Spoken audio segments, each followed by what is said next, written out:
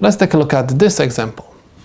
Again, we're supposed to find values of x, but this time we have fraction in the equation.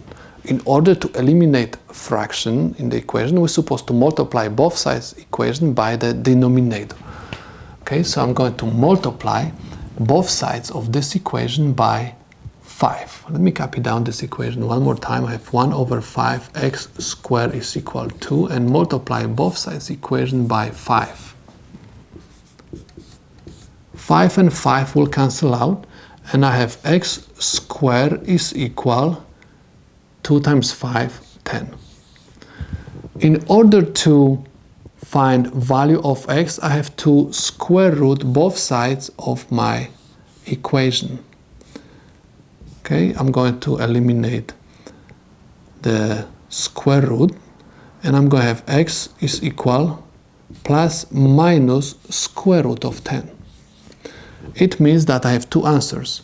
X is equal positive square root of 10, or x is equal negative square root of 10. Let's verify if our answers are correct. You're supposed to copy down the original equation. I have 1 over 5 x squared is equal 2. So I have 1 over 5 times x, which is equal square root of 10 to the second power is equal 2. I have 1 over 5.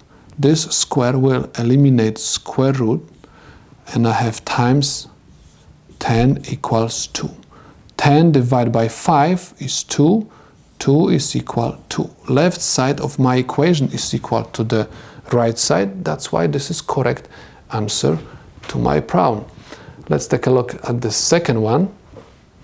We have 1 over 5. Again, x squared is equal to, I copied down the original equation, and instead of x, I'm supposed to write negative square root of 10. So I have 1 over 5 times negative square root of 10 to the second power is equal to.